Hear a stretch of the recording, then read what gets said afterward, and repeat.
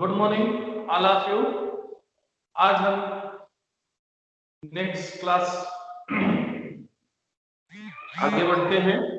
आज हम विनियोजित पूंजी पर आधारित लाभदायकता अनुपात से संबंधित बातें करेंगे, इसकी स्टडी करेंगे।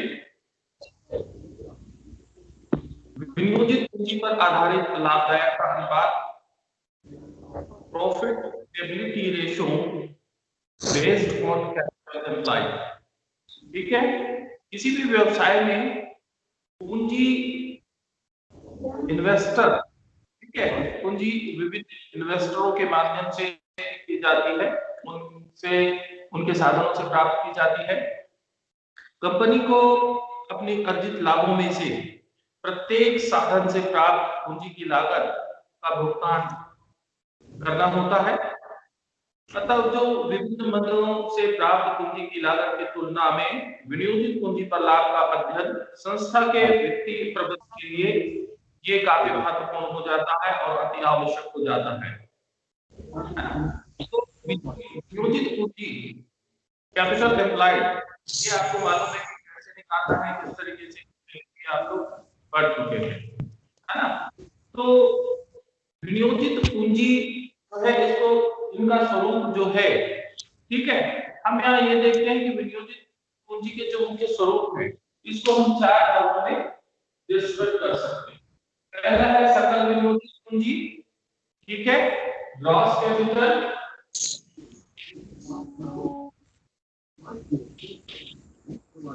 कैपिटल एम्प्लॉयड,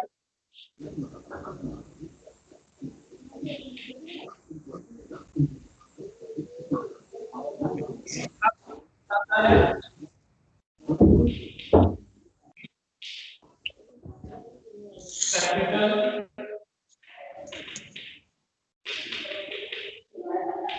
एम्प्लॉयड,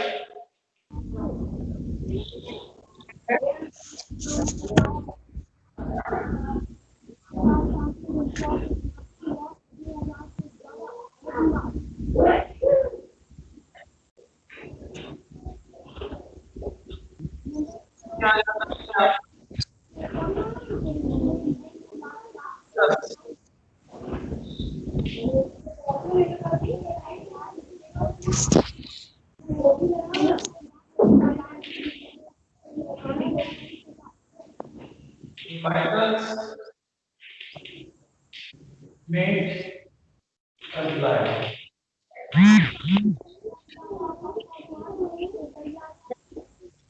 लास्ट आ जाता है इसमें एवरेज।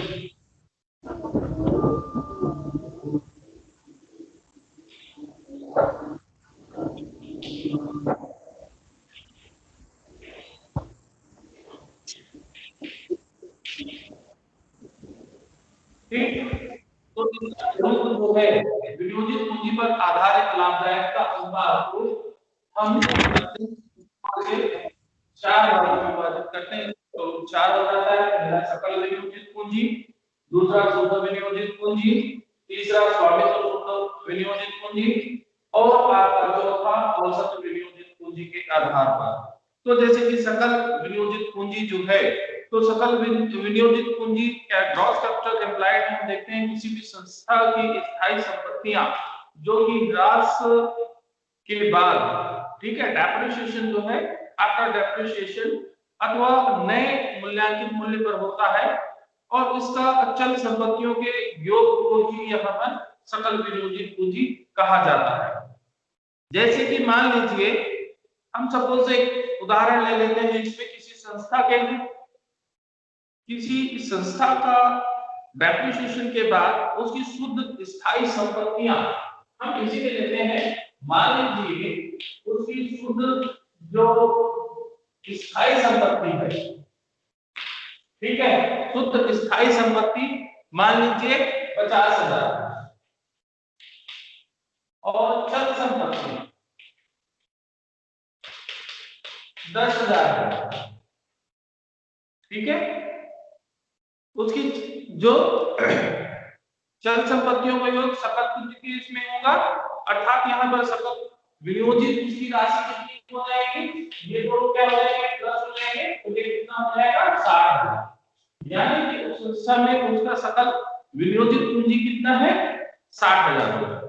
ठीक है, दूसरे पॉइंट पर हम आए।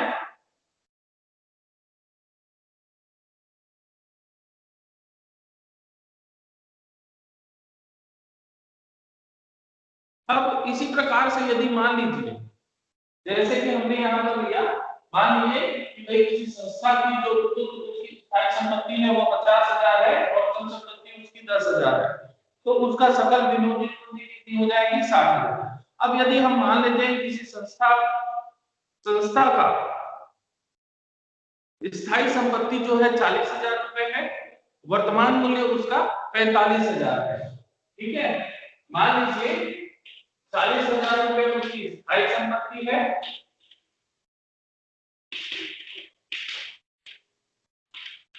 लेकिन इसकी वर्तमान जो मूल्य है, वर्तमान मूल्य ये 45,000 रुपए, ये हम ले लेते हैं इसको, इसकी वर्तमान मूल्य 45,000 है। ठीक है, और उसका चल संपत्ति जो है 18,000 रुपए हो, तो सकल विनियोजित पूंजी की राशि कितनी होगी? तो यहाँ पर आप क्या करेंगे, इसमें सकल विनियोजित पूंजी कितनी हो जाएगी, जो कि आपकी स्थायी संपत्ति दी हुई है 40,000 रुपए, और उसमें उसका जो वर्तमान मूल्य है उसको लोगे। ठीक है, वर्तमान मूल्य को ले लेंगे, और दूसरा उसकी चल संपत्ति जो है, चल संपत्ति 18,000 रुपए, इसे ले लेंगे, तो ये टोटल कितना हो जाएगा, 63,000। तो यहाँ पर उसकी विनियोजित पूंजी कितनी हो जाएगी, 63,000 रुपए हो जाएगी। ठीक है,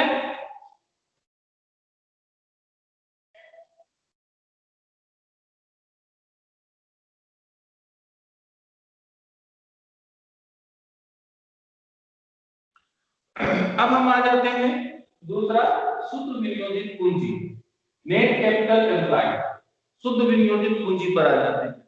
तो शुद्ध विनियोजित पूंजी जो है, इसमें स्थायी संपत्तियां ह्रास के बाद यानी डेप्रिसिएशन के बाद तथा चल संपत्तियों की योग, इसमें चल दायित्व को घटाने के बाद जो शेष बच जाता है, ठीक है, यानी संपत्ति माइनस दायित्व, तो जो संपत्तियां हैं उसमें हम क्या करेंगे, दायित्वों को माइनस कर देंगे। यहाँ पर स्थायी संपत्ति जो है फिक्स एसेट्स, उसमें आफ्टर डिडक्शन आफ्टर डेप्रिसिएशन, इसके बाद उसमें करंट एसेट्स, इन दोनों का टोटल योग करेंगे और उसमें जो करंट लायबिलिटी है उसको माइनस कर देंगे, और जो भी बैलेंसिंग फिगर बचेगा वही उसका नेट कैपिटल एम्प्लॉयड कहलाएगा, शुद्ध विनियोजित पूंजी।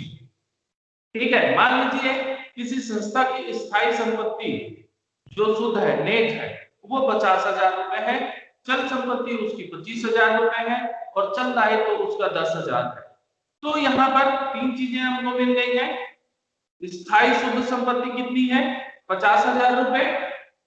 ठीक है, 50,000 रुपए, ये क्या हो गया, मैं लिख रहा हूं अगर छोटा है इसलिए, ये 50,000 क्या हो गया, स्थायी संपत्तियां हो गई जो कि नेट है, चल संपत्ति इसकी कितनी हो गई, 25,000 रुपए है, करंट एसेट्स, और इसमें इसके करंट लायबिलिटी है 10,000 रुपीस। ठीक है, ये आपका हो गया।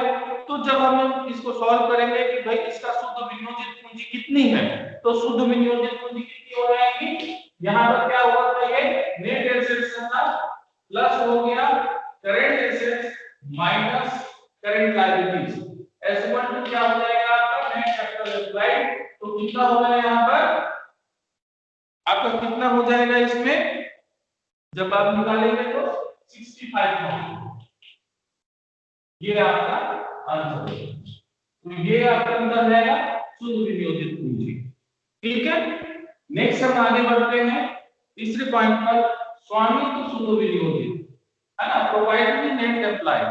तो प्रोप्राइटरी नेट एम्प्लॉयड, तो ये स्वामित्व शुद्ध विनियोजित पूंजी का आशय यहाँ पर अंशधारियों के कोषों से होता है या उसके व्यवसाय में उनके विनियोग से है। इसकी गणना हम जब करते हैं तो मुख्य रूप से इसमें fix assets plus current assets minus outside short term and long term liabilities को लिया जाता है। जब हम इसको करेंगे यानी कि स्थायी संपत्ति प्लस चालू संपत्ति दोनों को जोड़ देंगे तो कुल संपत्ति उसमें से माइनस कर देंगे शॉर्ट टर्म और लॉन्ग टर्म लायबिलिटी यानी कि अल्पकालीन और दीर्घ उसमें माइनस कर देंगे तो आपके प्रॉपर्टीज नेट कैपिटल्स एम्प्लॉयड निकल जाएंगे। ठीक है, प्रोप्राइटरी जिसको कि हम क्या कहेंगे स्वामित्व शुद्ध विनियोजित पूंजी। लास्ट है आपका औसत विनियोजित पूंजी एवरेज एम्प्लॉयड। ठीक है, एवरेज कैपिटल एम्प्लॉयड। तो औसत विनियोजित पूंजी पूंजी पर प्रत्याय अर्थात रिटर्न। तो रिटर्न की जब हम बात करते हैं तो वापस पेबैक जिस तरीके से हम बात करते हैं कि वापसी कितनी होनी है ना, तो हम वापसी की बात करते हैं, पेबैक की बात करते हैं। ठीक है,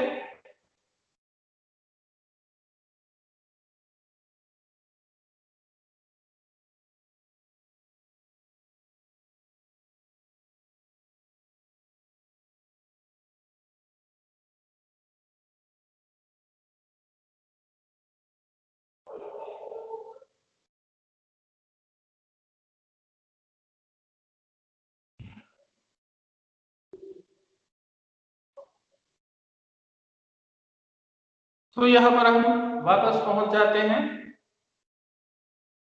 औसत विनियोजित पूंजी।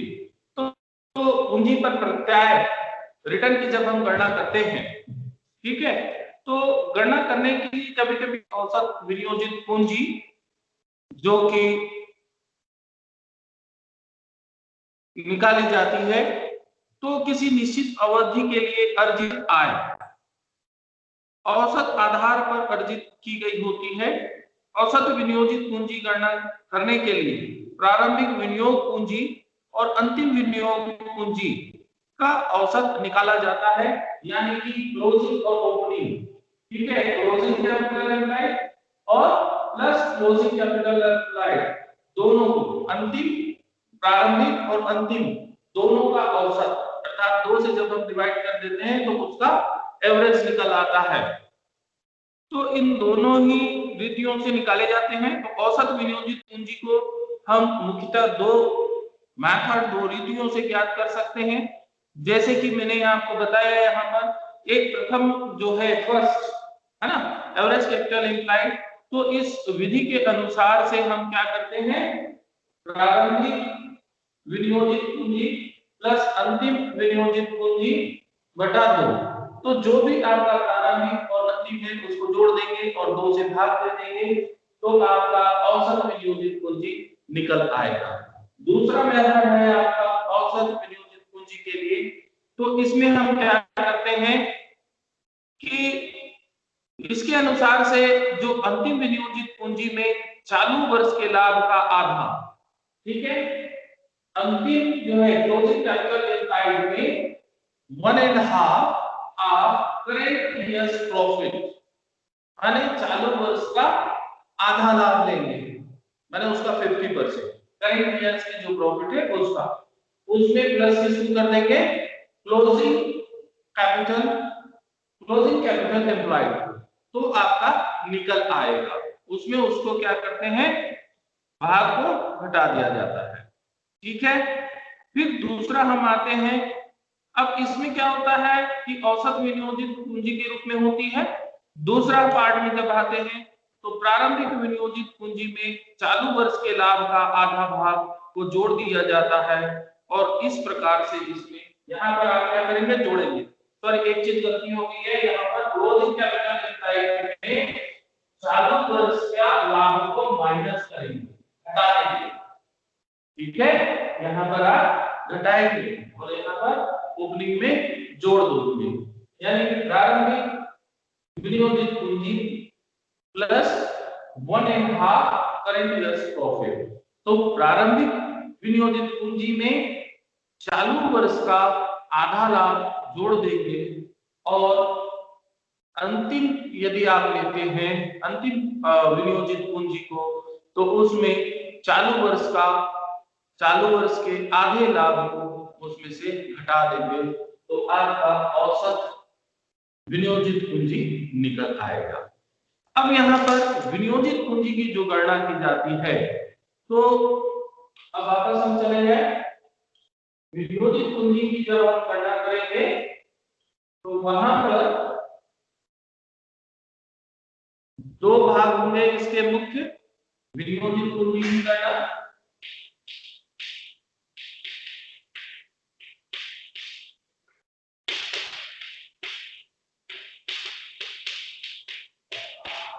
इसके दो पार्ट होंगे, ठीक है। इसमें पहला पार्ट होगा संपत्ति पक्ष और दूसरा पक्ष होगा दायित्व पक्ष,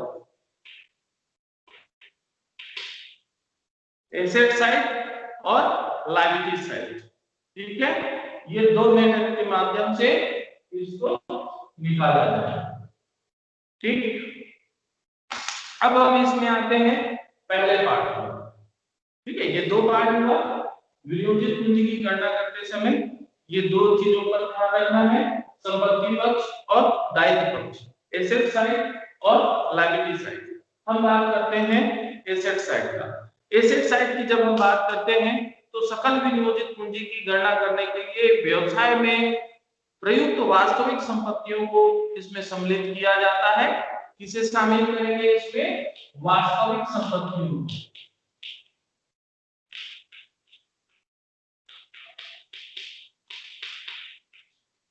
वास्तविक संपत्तियों को शामिल किया जाएगा। संपत्तियों को डेप्रिसिएशन मूल्य पर, उसको रिप्लेसमेंट मूल्य पर लिया जाएगा, ठीक है। हाँ, यहाँ पर शुद्ध विनियोजित पूंजी की गणना करने के लिए जो उपयुक्त हमने जो ऊपर आपको बताया था, ठीक है, मूल्य में से चालू दायित्व को घटा दिया जाता है और उसके अनुसार से आपका विनियोजित शुद्ध विनियोजित पूंजी निकल आता है। तो यहाँ पर आप क्या करेंगे? All fixed assets,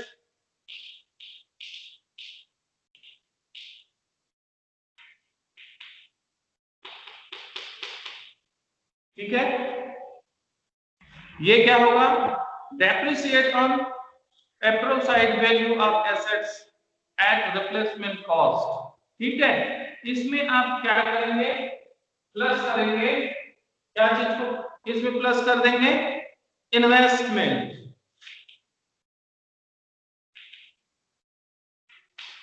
investment side, ठीक है। जो भी इन्वेस्ट इनसाइड, सॉरी इनसाइड, इसमें इन्वेस्टमेंट इनसाइड जो भी होंगे जो कि बिजनेस के अंतर्गत, ठीक है, इन्वेस्टमेंट इनसाइड ऑफ बिजनेस, तो बिजनेस में जो भी इन्वेस्टमेंट करेंगे उसको क्या करेंगे? प्लस कर देंगे। फिर हम आते हैं इसमें प्लस करेंगे on current assets,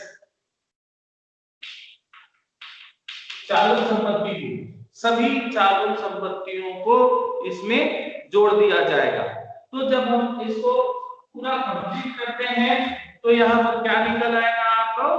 gross capital,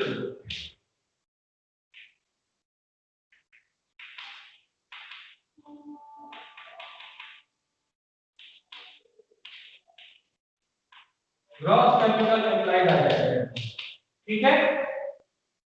ये तो हो गया आपका सकल विनियोजित पूंजी। अब सकल विनियोजित पूंजी में क्या करेंगे?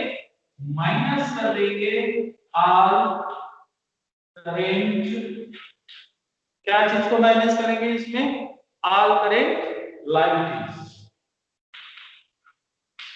ठीक है, इसको माइनस कर देंगे तो आपका यहां पर क्या निकल जाएगा? शुद्ध विनियोजित पूंजी में कैपिटल एम्प्लॉयड, ये आपका निकल जाएगा। ये क्या हो गया? पहला जहां पर आप संपत्ति पक्ष से आधार करेंगे, ठीक है। तो विनियोजित पूंजी की गणना करते समय जो मुख्य ध्यान देने योग्य जो बातें हैं, यहाँ पर आपको विशेष तौर पर कुछ बातों पर विशेष ध्यान रखना होगा। जैसे कि जो संपत्तियां व्यवसाय में प्रयुक्त नहीं होती हैं, उन्हें संपत्ति की श्रेणी में नहीं रखा जाना चाहिए, उसको इसमें नहीं जोड़ना चाहिए। दूसरी बात, अमूर्त संपत्तियां जो हैं जैसे कि ख्याति है, पेटेंट्स है, ट्रेडमार्क्स है, इनको भी ध्यान में नहीं रखना चाहिए, किंतु इनकी जो वसूली योग्य मूल्य है उसको यहाँ पर जोड़ा जाएगा, यानी कि जो रिटर्न्स होंगे, जो हमको वापस जो मिलते हैं उनको यहाँ पर जोड़ा जाएगा।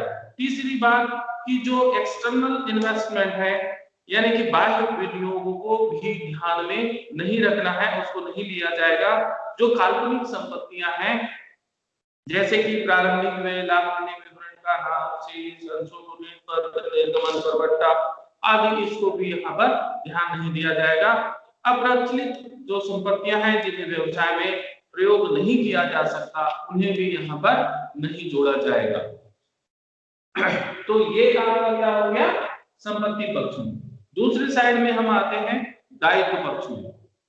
अब यहाँ पर दायित्व पक्ष में आपको क्या रखना पड़ेगा, इस विधि के अंतर्गत जो विनियोजित पूंजी की राशि जो ज्ञात की जाती है, तो उसमें आप सबसे पहले क्या करेंगे,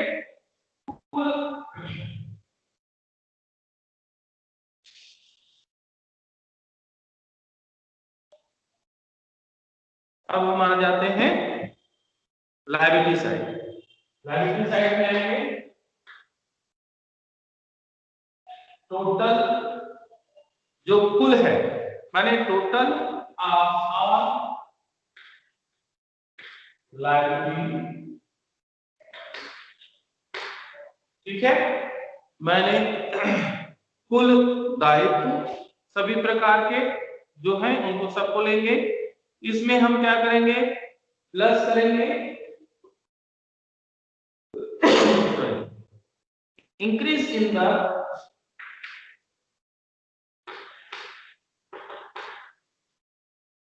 माने जो वृद्धि हो रही है इसमें वैल्यू ऑफ एसेट्स,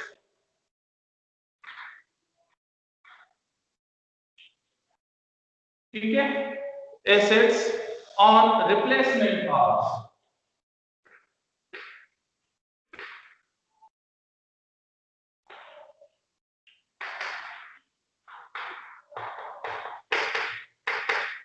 ठीक है। रिप्लेसमेंट कॉस्ट जो होगा उसको आपको यहां पर लेना होगा। अब इसमें हम क्या करेंगे, इसमें माइनस कर देंगे फेस्टियस संपत्तियां, ठीक है, इसमें माइनस कर देंगे हम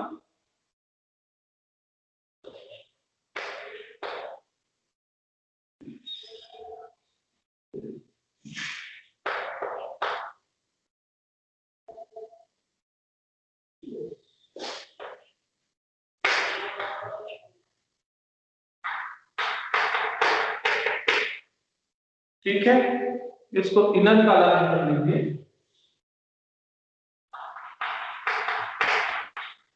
इनर कॉलम में कर लें, इसके साथ करेंगे इंटेंजिबल एसेट्स, माने कि जिसको कि हम क्या कर सकते हैं, चोरी सकते, जो दिखता नहीं है,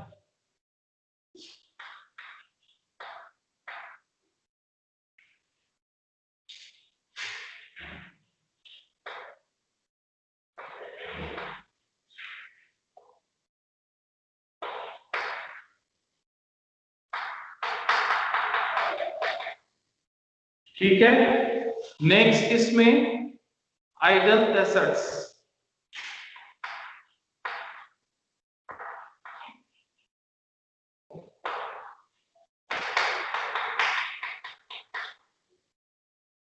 नेक्स्ट इसमें करेंगे नॉन ट्रेडिंग,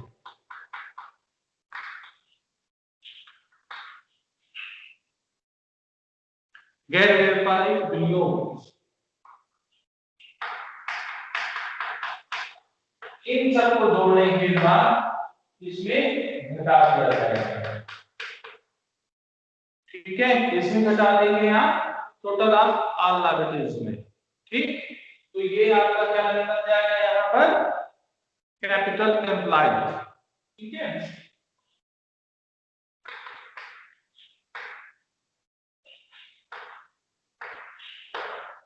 ये आपको निकल जाएगा। अब यहाँ पर मुख्य रूप से बातों पर विशेष ध्यान रखना है। तो जैसे विनियोग पूंजी पर प्रत्यय, रिटर्न ऑफ कैपिटल एम्प्लॉयड, पहली बात। दूसरा, स्वामित्व कोषों या प्रत्यय रिटर्न्स, ठीक है। प्रत्यय का मतलब है रिटर्न्स, यानी कि उसकी वापसी पर विशेष ध्यान रखना है। Return of equity capital, return of total assets. तो ये मुख्य बातें हैं। अब इसमें से हम देखते हैं कि भाई विनियोजित पूंजी पर प्रत्यय अर्थात आपके रिटर्न ऑन कैपिटल एम्प्लॉयड, पहली बात।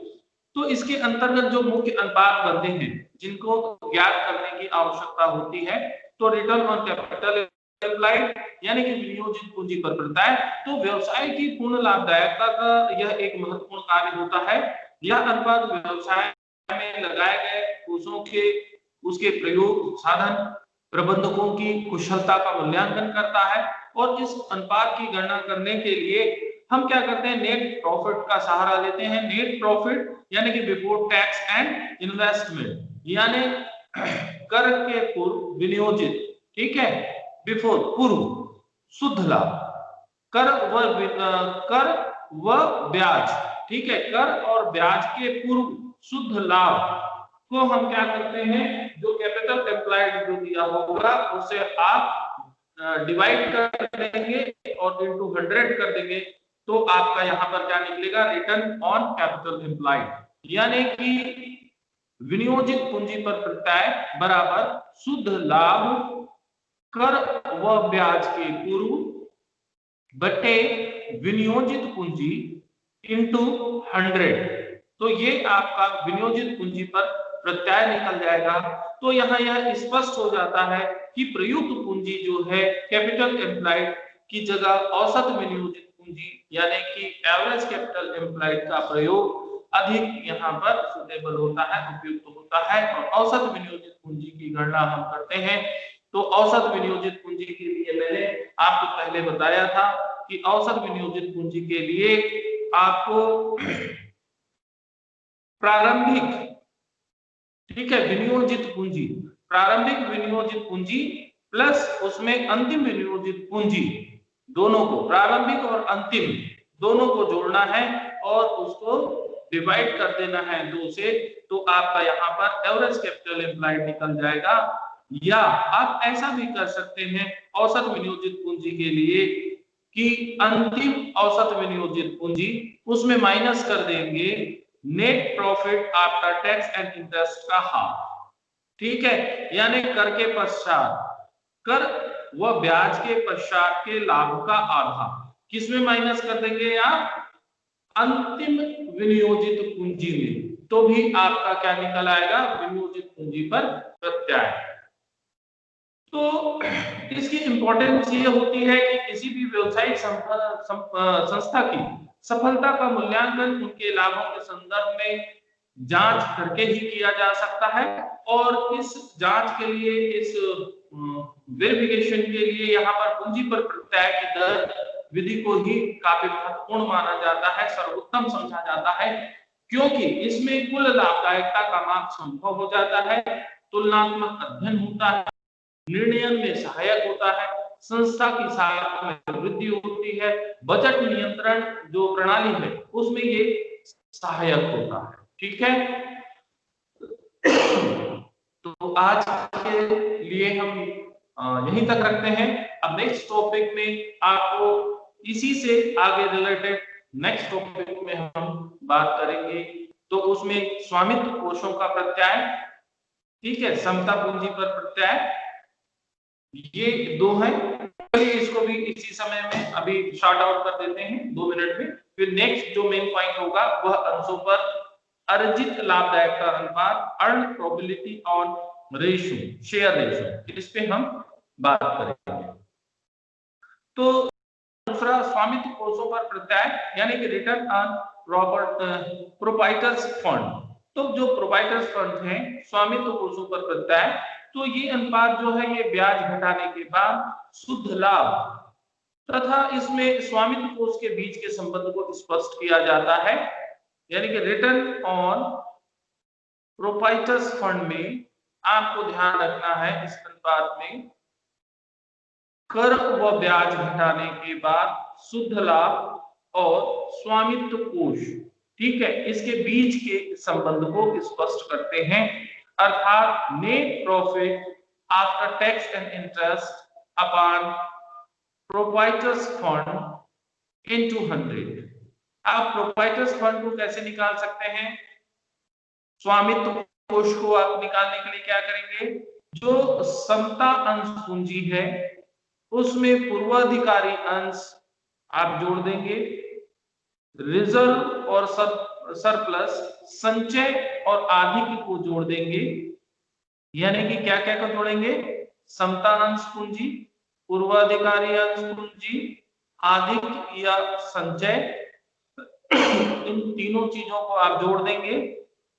इसमें आप माइनस कर देंगे प्रारंभिक व्यय को, और अंडरराइटिंग कमीशन जो है, यदि किसी भी प्रकार से कोई कमीशन वगैरह मिला है एटसेट्रा एटसेट्रा, इनको सबको माइनस कर देंगे तो आपको स्वामित्व कोष जो है वह निकल आएगा। दूसरी बात, समता पूंजी पर प्रत्याय यानी कि return on capital, equity capital, ये अनुपात समता अंशधारियों के लिए उसके उपलब्ध लाभ अर्थात जैसे कि ब्याज कर पूर्वाधिकारी अंशों की लाभ पर घटाने के बाद जो शुद्ध लाभ है, इसका आशय उसी से है। और इसमें समता अंश पूंजी के बीच, इन दोनों के बीच में इनके संबंधों को स्पष्ट किया जाता है। अर्थात net profit after tax and interest minus preference dividend, पूर्वाधिकारी अंशों पर लाभांश में इसको क्या करेंगे? इक्विटी शेयर कैपिटल, यानी इक्विटी शेयर कैपिटल पे जितना भुगतान किया गया है आप उससे इसको डिवाइड कर देंगे और इनटू 100 कर देंगे, तो आपका समता पूंजी पर प्रत्याय निकल आएगा। इंपॉर्टेंस यहाँ पर यह है कि स्वामित्व कोष और समता पूंजी पर प्रत्याय संस्था की लाभार्जन क्षमता को, उसकी प्रॉफिटेबिलिटी को सर्वोत्तम माना जाता है, सर्वोत्तम माप होता है, या जितना अधिक होता है संस्था के लिए उतना ही अच्छा माना जाता है। और इसके आधार पर दो संस्थाओं की जो अर्जन क्षमता है उसकी तुलना की जा सकती है और लाभप्रद संस्था में धन का विनियोग यानी कि जो राशि है उसके संबंध में उसको निर्णय किए जा सकते हैं। अब हम नेक्स्ट इसमें बढ़ते हैं कुल संपत्तियों पर प्रत्याय। तो कुल संपत्तियों पर जो प्रत्याय है, return on the total assets, ये अनुपात ब्याज कर के बाद का लाभ कुल संपत्तियों में विनियोजित धन के बीच जो संबंध स्थापित करता है इसको दर्शाता है।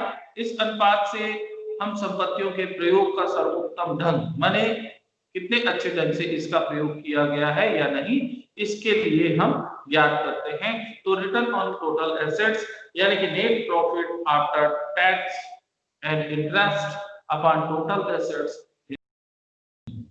तो ये अनुपात जितना अधिक होगा संस्था के लिए उतना ही ज्यादा हितकर होगा। ओके, अब हम नेक्स्ट क्लास में अंशों पर अर्जित लाभदायकता अनुपात पर बात करेंगे, earn profitability on share ratio.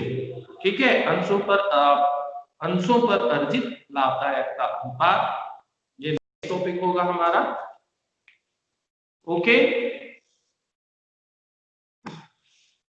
Are you there? आप लोग सुन रहे हैं?